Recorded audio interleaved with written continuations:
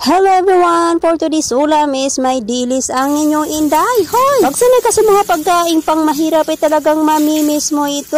Kaya buti na lang kamo ay may nabibili dito sa Saudi Arabia na dilis. Kaya for the go akong bumibili. After ko nga palang iprito ang dilis ay nilagyan ko nga pala yan ng pipino. Ayan, take note, hindi po ako gumamit ng salgalan kasi hugasin pa yan. Hayaan mo na yung mga katas na yan, at least sariling katas naman. Ha ha ha! Feeling ko kasi talagang nasa Pilipinas lang ako kaya nilagyan ko yan ng mga gulay ang aking dilis. Alam niyo ba kung bakit ganyan ang technique na ginawa ko ay para po pala ay parang makatipid ako sa pag-uulam. Hindi naman ako Arabo pero ewan ko ba bakit mahilig na rin ako sa sibuyas. At syempre ang ating pangmalakasan na kamatis ang pampakinis ng kutis. Naniniwala ba kayo na ang kamatis ay pampakinis ng kutis? Para sa akin ay hindi ako naniniwala kasi nga naman tumanda na ako kakakain ng kamatis ay ganun pa rin ang aking kutis. By the way, nagpapatuloy ako dyan sa paghihiwa kasi nagkikraving sa talagang aking tiyan. Sabi, kumain ka at bilisan mo na yan sa paghihiwa. Isip-isip ko naman hindi naman ako nagmamadali kasi nga naman inakainin pa ang aking kanin at syempre,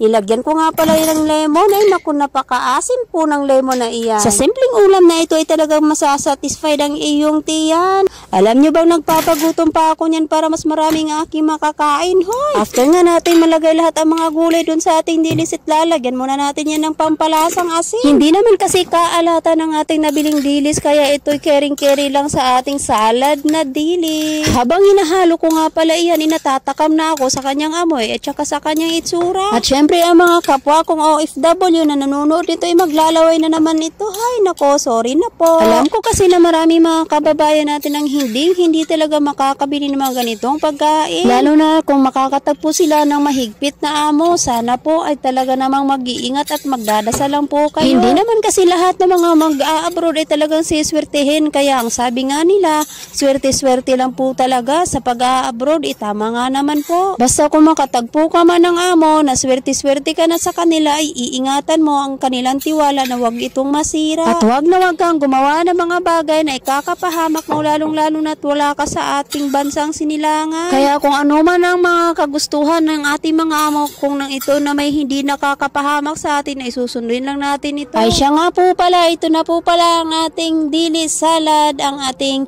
masarap na pagkain. Ayan, Filipino food po. Kaya nakahanda na po talaga ang aking mainit na kanin. Ayan, paniguradong natatakam na naman si kabayan. Ay sorry na po talaga. At ito lang po talaga ang aking magagawa sa pagkakataon na ito. Ang magagawang magpapalaway sa inyo. Pero wag po kayo mag-alala, makakakain din kayo. At hanggang dito na lang po tayo. Hanggang sa muli.